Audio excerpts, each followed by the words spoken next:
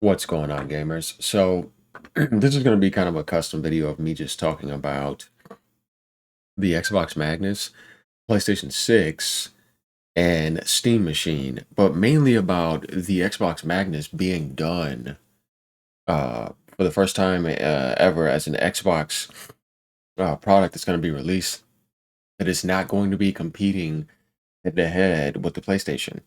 And I typed this in as a headline just to put something up. The Xbox Magnus will not compete with PS6, but with Steam Machine. And the reason why I did that is because that's very true.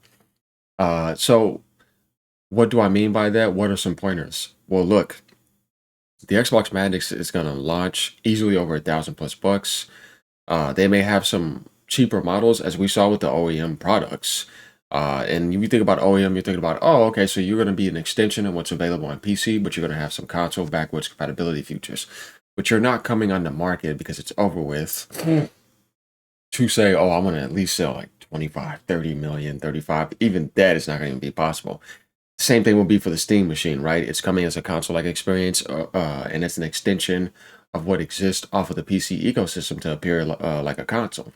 Whereas PS6 is going to come, and Sony's still going to try to get at least 70 million. You know what I mean? Depending on the price of it, you're going to try to get way up there. Where it's like the Magnus isn't even going to try to reach 10 million. That's going to be hard, you know. And it's not going to be in MPDs. That stuff's going to be gone. It's not going to be like monthly sell charts and stuff like that because you didn't see that for the Steam Machine.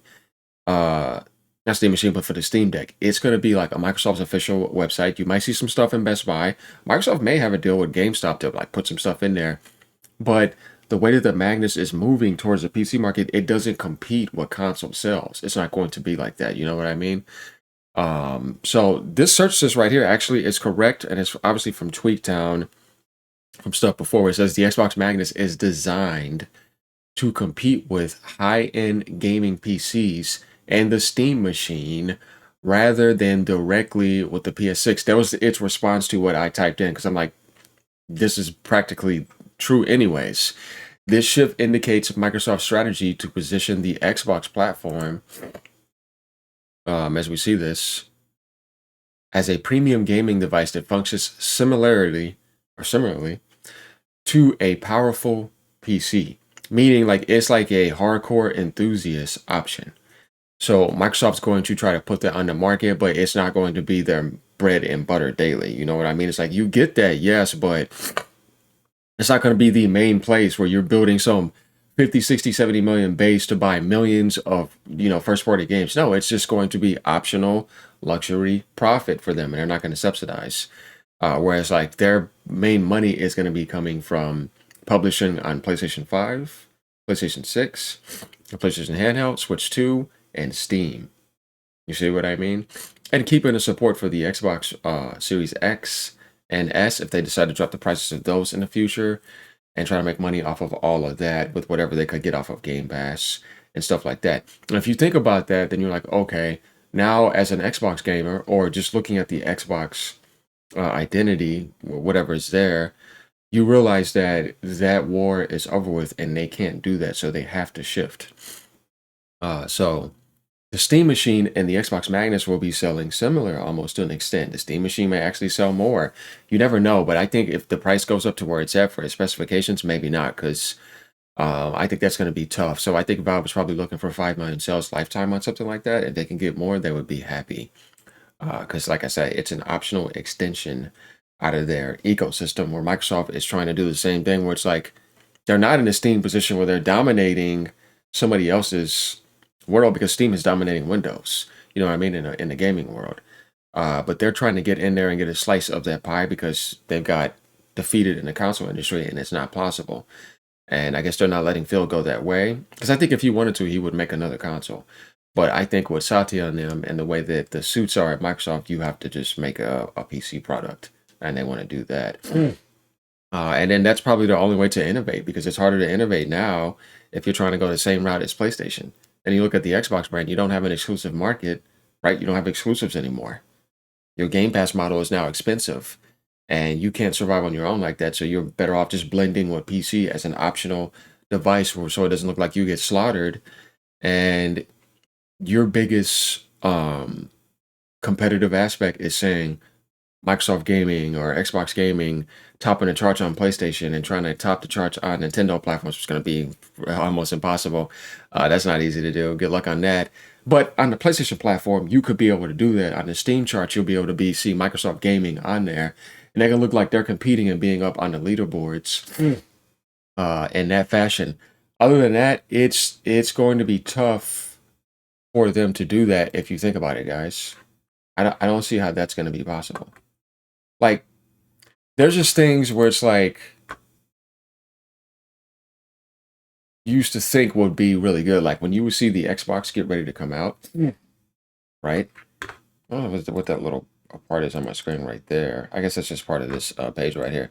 But it used to be like when you would see an Xbox console get ready to come out, there would be some excitement to see what's going to be going on with the PlayStation, right? Like how it's going to compete with it and all of that. This is done. That's why they could even probably think about launching Magnus a year away from it, because it's not in the same window to say that, hey, they got a year ahead of you, so they're going to be able to get ahead in sales. All that stuff is over with now. Now, what could be a good comparison? I guess if you could see what is going to be the specifications of the Magnus versus the PlayStation 6. I mean, sure, maybe you may be able to do some comparisons on that, and there's going to be video comparisons up on YouTube and stuff like that. That stuff's always fun to do. We're going to be doing that no matter what. You know what I mean? It's like, yeah, I think that's a given. So that's what gives you the idea about what I'm practically saying here, where it's like the Steam machine and the Magnus are coming as a console-like experience. They're not coming as an aspect to compete. Yeah, I don't know what's going on with that. They're not coming as an aspect to compete with the PlayStation or Nintendo. That's over with. Now, the price strategy, I think this was just a guesstimate, obviously. They don't have this correct over here. I'll tell you right now, 1,000 and up, and there's nothing you can do to really change that. That's going to be tough to change because it's like, how are they going to subsidize? And if they're getting ready to launch it in 2027, if they do, because Microsoft even said they're not guaranteed to launch it in 2027. They were surprised by what the AMD CEO has said. So going down here, you get the idea that the Xbox Magnus aims to redefine the console market by positioning itself as a high-performance gaming PC. I don't think that's redefining the console market. I think that's the option they have to go. And that's the option that's left for the Xbox hardware. Other than that, they have to be a strong third-party publisher. And if it wasn't for Phil Spencer, Microsoft would have said, no, we're not doing anything else. Appealing to users looking for a more versatile device that can function as both a gaming console and a productivity machine. This approach marks a significant departure from traditional console competition, which they can't do anymore, focusing instead on the growing market for premium gaming PCs. You guys get what I'm saying by that? Premium gaming PCs. So, it's something to think about. I can tell you right now, let me see. No, I think that light looks better. That I don't think there's going to be a lot of people that are going to buy the Magnus. And the reason for that is because they already have what they want for their gaming rigs. And they're not going to want to pay that price. And people could also do Linux. And I don't know if that's going to be an option on there. So you can kind of forget about that. I think it'll be the diehard Xbox fans that are left over, and maybe somebody that doesn't have their PC that may actually get probably a better deal than paying for what you have on the market. Other than that, yeah, it's going to be tough. So let me know what you guys think about it. Do you think the Steam machine will outsell the Xbox Magnus? I think it's probable because there's people that are on Steam that are going to just want to have that as an extension. Whereas like that market is actually healthy on Windows, whereas like the Xbox market is not looking healthy compared to people who are going to want to get the Magnus because they're thinking like a console gamer and they're priced the hell out. It's going to be tough. And Sony's just going to be competing with Nintendo.